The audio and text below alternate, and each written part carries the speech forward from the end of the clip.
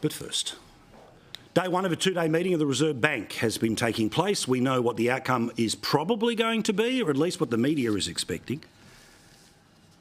Markets are all but certain that the Reserve Bank will cut the official interest rate tomorrow. Mortgage holders across Sydney could be less than 24 hours away from their first interest rate relief in 4 years. But on this show, I say the same thing over and over again, which is I'm not going to fall for the hype. A lot of people think this is going to be the beginning of the reset for the Albanese government, but they thought that about too little too late tax cuts. They thought that, of course, about the voice. Interesting poll in a slew of them that are around at the moment. You know, I'll try to show you the data. That is the bricks. The opinion is the mortar in the wall that we build each and every night. Right track, wrong track. 55% of people say country is headed in the wrong direction. Just 27 believe that it's in the right direction. Break that down by age. 47 to 28, 52 to 29, 57 to 27 and 63 to 26. All age groups believe that we are headed in the wrong direction. Majorities from 35 up until the oldest person that will be voting later this year.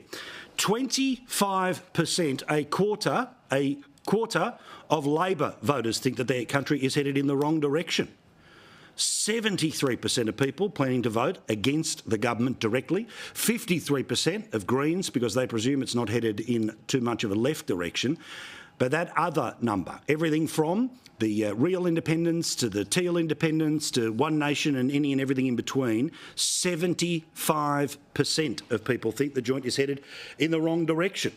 So whatever happens tomorrow, that is not going to change. Numbers that big, that deep are fundamental. They are baked in. There may be some very slight movement between now and whenever the election will be called, but I don't think there's going to be much move between now and when the election actually happens. And also, it is, again, worth pointing out that even if 0.25% is what the Reserve Bank decide to cut tomorrow, this is how much you can expect to save off what you have been spending in extra loan repayments since Albo became the Prime Minister in 2022. $92 a month. That's it for people paying off $600. $115 for $750, or $150 to $200 if you're between, say, $1 and $1.5 million. Again, no one's going to be saying, oh, I don't want the money, but no one is also going to say that when that many people in that many directions, including a quarter of Labor people, think we're headed in the wrong direction, that anything magically is going to be changing if by this time tomorrow night we're talking about an interest rate cut. Now, as a person trying to pay off a house, I want interest rates cut, no question. As a person who has shown you the data about the per capita recession that we have been in for the best part of 2 years, I want an interest rate cut. I want them to halve interest rates. So I am not cheering for anything but a reduction in interest rates. But when, as I have relentlessly shown you, the total amount of your repayments that have gone up since 2022 and 12 of the 13 interest rate rises under Albo, I'm sorry, you can say, hallelujah, $92. If you've paid $22,410 extra each year on a $600,000 loan, are you really going to be singing hallelujah? $29,000 on an $800,000 loan, $37,000 on a $1 million loan, or $44,800, $45,000 you have had to find on top of what you were already paying. That's each year. So you can double those numbers for 22 plus 23 and 24. It's extraordinary the amount of money people have had to spend on their mortgages. And also, just to show that it is not just me scribbling in crayon in my padded cell between shows, where I'm sure lefties think I actually live, there are plenty of other people who have this view, who can see the reality that even if rates are cut, there is not about to be a party in the streets like it's the end of World War II. 1.5 million people in Australia are sitting through mortgage stress right now. And what is being described as throwing a cup of water at a bushfire would be the equivalent of what might happen tomorrow. A person who is with a property tech service called Be Right says, this is Aaron Scott, a rate cut might sound like good news on the surface, but in reality it's unlikely to make meaningful difference to many homeowners who are already stretching their financial limits.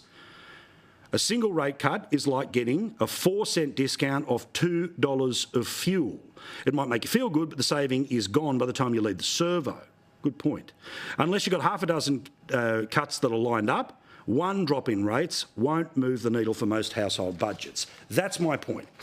And if those household budgets are directly linked to people's financial circumstances and thus what bleeds into our political beliefs about whom we believe responsible, you can have the team with one interest rate rise or the one with 12 since they started going up in 2022, I'm pretty sure, where a huge bulk of people are, and those people, of course, are in the suburbs where the bet is they may well vote Liberal for the first time. Or if they vote something like One Nation, they would definitely send their preferences back to the Libs because they don't want a continuation of this government and its pain. Remember, the central promise of the Albanese opposition before government was to make the cost of living lower. All of it has gone up.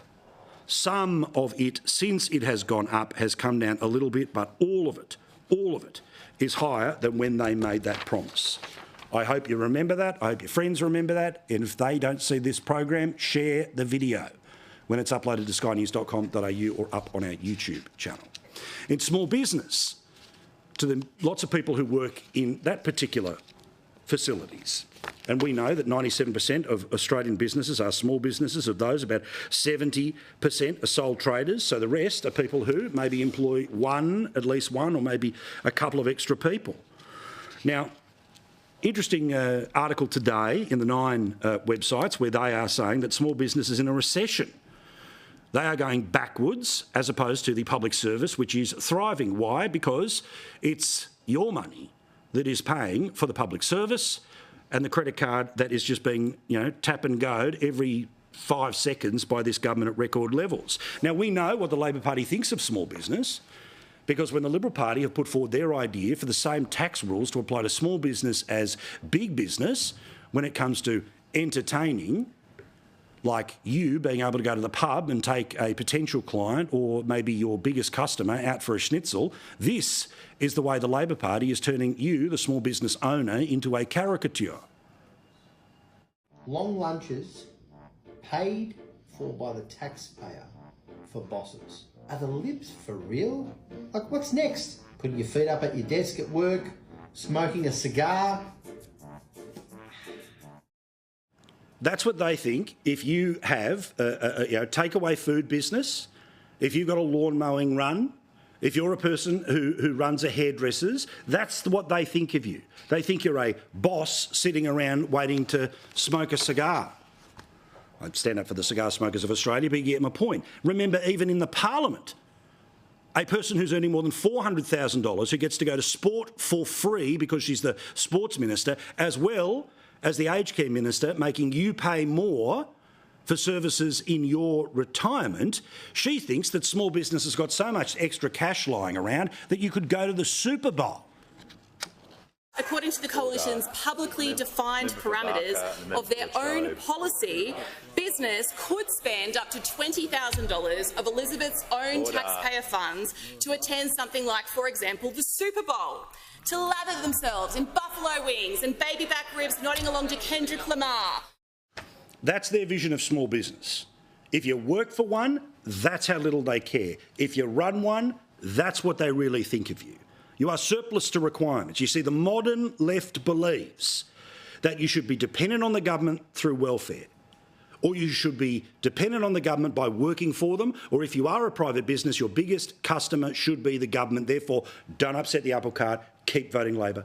Keep voting Labor.